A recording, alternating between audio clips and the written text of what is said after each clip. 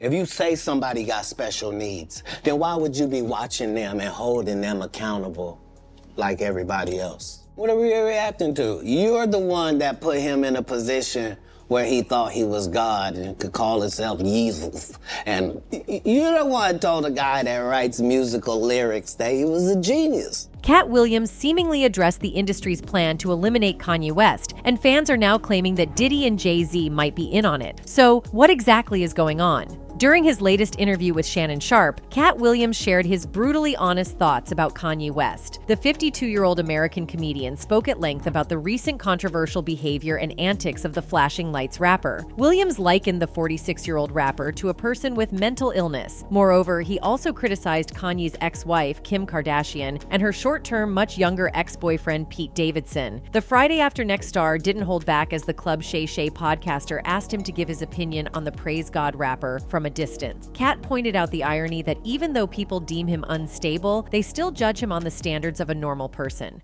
If you say somebody got special needs, then why would you be watching them and holding them accountable like everybody else? Williams then elaborated his comparison of Kanye and someone with special needs by saying, because I mean, what are we reacting to? What are we reacting to? You are the one that put him in a position where he thought he was God and could call himself Jesus. You're the one that told the guy that writes musical lyrics that he was a genius. The Emmy Award-winning stand-up comedian then shifted his focus towards the Skims founder. What do you expect? The guy married a whore, Williams said in reference to Kanye's marriage to Kim. I didn't mean it like that. I mean, he married her because she was one, not that he didn't know. He continued, adding, he understood that he wanted that. He courted that. That's what he wanted to base his family on. Following Williams' brutal comments about Kim, Sharpe argued that she has a good heart. However, the Wild 'N Out star was undeterred in his strong opinions about the billionaire socialite. If what I'm saying is not correct, then how does she end up with Pete Davidson? And what if you weren't even good enough for Pete and he leaves you? What does that mean the product was? He said. Despite his harsh opinions about Kanye, Williams made it clear that he doesn't intend to either support or villainize the runaway rapper. Because I don't understand what it is we want from him, he explained. Williams further addressed Ye's recent apology following his anti-Semitic rant. I don't know why we look at a basketball player and say, he didn't score no hockey goals this whole season. He don't play hockey, Williams queried. He also called him the weird guy in the beginning. He continued, this dude started a church and kept cussing. Nobody in Black church said nothing. You would have thought all the pastors would have came and said, you can't be no gospel artist. You just said, F that be nobody said nothing, because TD Jake's over there with P. Diddy, Williams added. On top of that, Katt predicted that this year will be the time when the truth about the Hollywood industry will be exposed to the world. All people that love the truth gotta be happy if the truth coming out and lies is getting exposed. That's just what time it is. In hindsight, it is quite apparent that Katt is trying to reveal that the whole industry has been planning to oust Kanye for some reason. For starters, Kanye West, who was diagnosed with bipolar disorder in 2016, claimed he was mentally misdiagnosed in early November last year.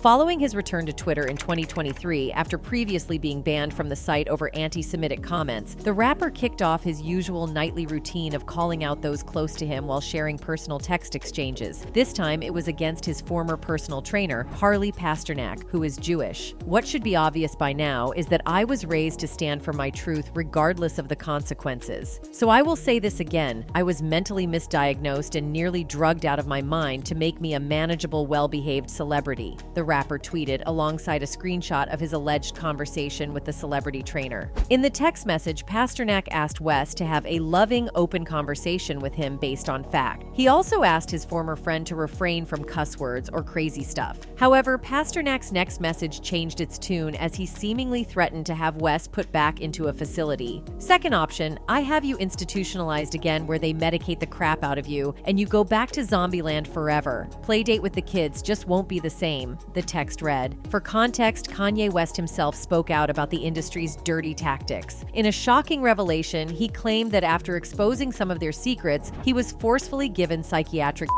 Yes, you heard that right. Kanye confronted medical professionals about the excessive amount of lithium they wanted to prescribe him. Talk about a scandalous prescription pad. And I refuse to take this, right? You understand that if I had taken the medication, I would not be here, and it would have been, he was deeply troubled. According to Kanye, had he succumbed to their pressure, he might not be alive today. He firmly believes that taking those medications would have labeled him as deeply troubled, overshadowing his incredible artistic contributions with mental health struggles. And guess what? Kanye even dropped some names, hinting that Britney Spears and the late Michael Jackson may have experienced similar situations with psychiatric medications. At first glance, it may appear as though the entire industry is against Ye, but in truth, it's just two elites who want to get rid of him. One of these people is Sean Diddy Combs. For context, rumors about Diddy being one of the shadiest and ruthless people in the music industry are nothing new. Ever since the 80s, Diddy has been at the center of numerous conspiracy theories surrounding his alleged involvement in the untimely demise of multiple artists and former business partners. Most notably, there's a long-standing theory that Diddy was involved in the elimination of hip-hop legend Tupac. Much like Kanye, Tupac also tried to expose the dark side of the music industry before he was eliminated. Not only was Pac outspoken about shady business practices and greedy executives in Hollywood, but he actively worked on helping others from falling victim to the industry. Former hip-hop video model and Aaron Hall's ex-girlfriend, Gloria Velez, claimed that she was almost sacrificed at a Hollywood party, but Tupac literally saved her life. Dudes, Pac runs.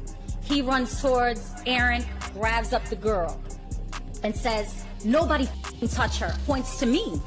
And he goes, "She's family, she's Aaron's wifey." Ever since Tupac's demise in a drive-by shooting in September 1996, there have been numerous conspiracies claiming that Tupac was eliminated because he wanted to expose the evil industry players, with one of them allegedly being Diddy. In October 2011, LAPD detective Greg Kading, who worked on Tupac's M case, claimed that the police had evidence that Diddy commissioned Crips member Dwayne Keeffy D Davis to take out Tupac for $1 million. There's Puffy on the other end of the line. Hands the phone to Keeffy D, and Keeffy D, Puffy asks him, "Man, was that us? Was it, what just happened out there?" Keeffy D's like, "Yeah." Diddy was questioned about this during one of his appearances on The Breakfast Club, where he got defensive and dismissed it as nonsense. Yeah, check this out. We don't talk about things that are nonsense. We don't even entertain nonsense, my brother.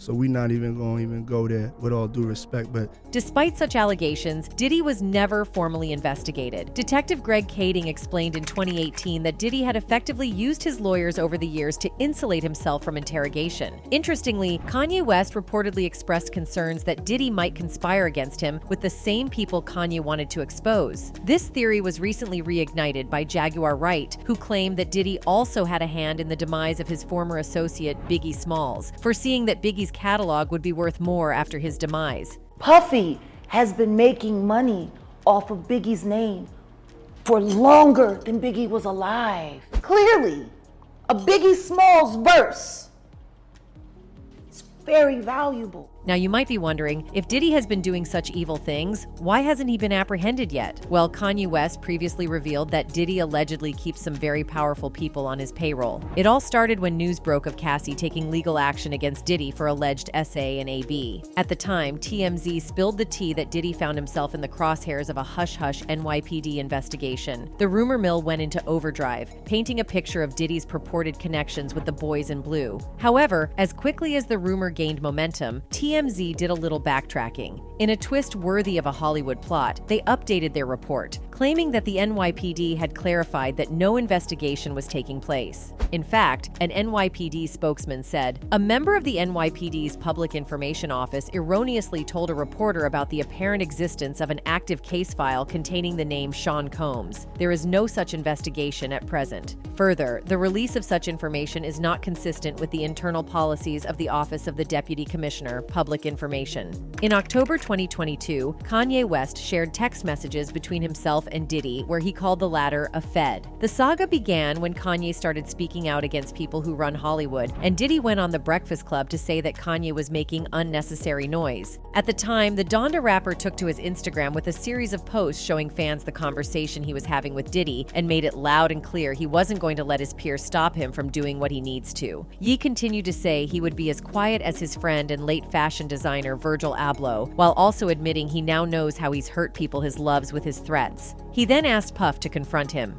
"Come do something illegal to me now, please," Kanye added. In the next post, Diddy seemingly responded to Kanye's invitation, telling him, "As soon as I land, we'll meet face to face. Send me an address." In a separate Instagram post, Ye then responded saying, "F you fed." Diddy was then spotted in the comment section of that posting saying, "See you soon." Now it seems that Kanye might have been right in labeling Diddy a Fed. You see, Diddy was recently handed the key to the city of New York. In September, Sean Combs took the stage in Times Square to accept a Key to the City award from Mayor Eric Adams, who proudly dubbed the day Diddy Day. The bad boy of entertainment is getting the key to the city from the bad boy of politics. I want to thank y'all for this honor. Now, the Key to the City is a beloved symbol of civic recognition and gratitude, reserved for individuals whose service to the public and the common good rises to the highest level of achievement. Through this award, the Harlem-born rapper was celebrated for his contributions to music and fashion, as well as his entrepreneurial and philanthropic endeavors, despite a history of arrests and legal troubles since the 90s. "This city has given me triumphs, life lessons, and love," Combs said at the event. "Today, I accept this key not just for me, but for every dreamer, every hustler, every artist, and every kid from New York who dares to dream big." In any case, Diddy is not the only person that Kanye is afraid of. You see, Kanye West has in the past accused Jay-Z for wanting to control him because he owed Jay some money. According to Kanye, the money came through a tour deal with Live Nation. That concept that you gave me, that he gave me the money, that's what frustrated me, because actually the money he got from Live Nation. Kanye also revealed that Jay-Z made him feel like he owed him more than the money. That made me feel like I owed more than just the money itself, for the fact that it came from him. He later added that Jay-Z had to co-sign the $20 million deal for him to get it. Jay-Z had initially talked about Kanye's debt in his 444 album. On the album's opening track, KJZ, the 53-year-old artist says, "I know people backstab you, I feel bad too, but this of everybody attitude ain't natural. But you ain't the same, this ain't kumbaya. But you got hurt because you did cool by ye. You gave him 20 million without blinking. He gave you 20 minutes on stage." In the song, Jay-Z was referring to the 2016 incident where Kanye had called out Beyonce for refusing to perform at the MTV VMAs earlier that year unless she won the Video of the Year prize for her song Formation ahead of him and Drake. During the rant, West also claimed that he hasn't heard from Jay-Z for a while and begged him not to send K'ers at his head, but rather call him and talk to him like a man. Jay-Z, call me, bro. You still ain't called me. Jay-Z, call me. Hey, bro, Jay-Z, I know you got killers. Please don't send them at my head. After this incident, there were speculations on whether what Kanye was saying was true and if Jay-Z and Beyonce were actually just interested in money. Well, if you closely examine Jay-Z's actions ever since the onset of his career, you will realize that he has only ever been interested in anything when there's money involved. In fact, back when Kanye was having aspirations of building a career in the music industry, it took some time before Rockefeller Records took him on as an artist. Sparked rumors that Jay didn't want to sign Kanye. Jay addressed those rumors saying, "I wasn't saying don't sign Kanye. I was saying at least keep the beats in-house, if anything." Kanye was then signed to the label in 2002, since he was viewed as a producer first and foremost. However, Kanye and Jay's working relationship only blossomed into a friendship after Jay saw that Kanye had a promising career. He even had Kanye chronicle on his 2007 song, Big Brother. Kanye even invited the Carters to his wedding with Kim Kardashian in 2014 in a lavish wedding ceremony in Florence, Italy. The wedding was attended by a host of A-list celebrities, but Beyonce and Jay-Z were among the notable absentees from the event. The media and fans were abuzz with speculation about the reason behind Jay-Z's absence from Kanye's big day. There were several rumors about why Jay-Z chose not to attend Kanye's wedding. Some sources claim that the rift between the two rappers began when Jay-Z and Beyonce failed to attend Kanye and Kim's engagement party, which was held in San Francisco in 2013. Others suggested that Jay-Z was upset with Kanye for his outspoken behavior and erratic public behavior, and his infamous interruption of Taylor Swift's acceptance speech at the 2009 MTV Video Music Awards. But maybe what was happening was that Jay was realizing that he could not control Kanye, hence he was no longer interested in keeping their friendship. In a 2015 interview with Charlamagne Tha God, Kanye West opened up about how Jay-Z's absence absence from his wedding to Kim had hurt him deeply. Kanye explained that Jay-Z and Beyonce had initially agreed to attend the wedding and had even planned to perform a song together. However, at the last minute, they decided not to attend, citing concerns about the media attention and paparazzi that would inevitably surround the event. Kanye also expressed his disappointment with Jay-Z's decision, saying that he had considered him to be a close friend and collaborator. He said that he had always looked up to Jay-Z as a mentor and had modeled his own career after him. The fact that Jay-Z had chosen not to attend his wedding, Kanye said, made him feel like he wasn't really part of the hip-hop community. He said that he had always believed in the importance of loyalty and friendship in the music industry, and that Jay-Z's absence had made him question whether those values were still respected. I was hurt about them not coming to the wedding. I understand they was going through some things, but if it's family, you know, you're not gonna miss a wedding. Kanye was also upset when Jay-Z did not visit him after his then-wife, Kim, had been robbed at gunpoint in 2016. The rapper revealed his with Jay-Z during his Seattle concert in October 2016. Call me after the robbery. You say how you feeling. You want to know how I'm feeling? Come by the house. Bring the kids by the house. Well, Kanye seems to have cut ties with the Carters and is now exposing them for who they are. In an interview with TMZ, the Yeezy mogul revealed that Jay-Z and Beyonce were among the artists who were being controlled by higher powers. They can control Jay-Z and Beyonce, But not you, man. but they can't control me. While there is no substantial evidence to prove that Jay-Z was actually trying to control Kanye, the Carters have been subject to rumors that they actually have some control over award ceremonies. In fact, Beyonce raised a few eyebrows during the 2023 Grammys when she stood to receive her award before her name was even read. Then another Grammys video went viral showing producer Diplo seemingly mouthing, "They bought that." Beyonce. What's more, a few days after the Grammys, Billboard published their list of 50 greatest rappers of all time and put Jay-Z at the top of that list. This triggered a lot of backlash from hip-hop fans who said that while Jay-Z is undoubtedly talented, putting him at the top of that list was definitely a reach. With all this evidence, maybe Kanye is right and that Jay-Z wants to control the music industry. However, it is important to note that Jay-Z and Kanye West have had a long and complex relationship, marked by both collaboration and conflict. The two first met in the late 1990s when Kanye was a young producer and aspiring rapper and Jay-Z was already a well-established figure in the hip-hop world. The exact circumstances of their first meeting are not known, but it is believed to have taken place in a recording studio in New York City. At the time, Kanye was working as a producer for various artists, including Jay-Z's Rockefeller Records label. Jay-Z was initially impressed with Kanye's production skills and recognized his potential as a rapper. He signed Kanye to a production deal with Rockefeller and gave him the opportunity to produce tracks for several of the label's artists. Over the next few years, Kanye worked on a number of high-profile projects for Rockefeller, including Jay-Z. In fact, he is credited for revitalizing Jay-Z's career through the production of his album,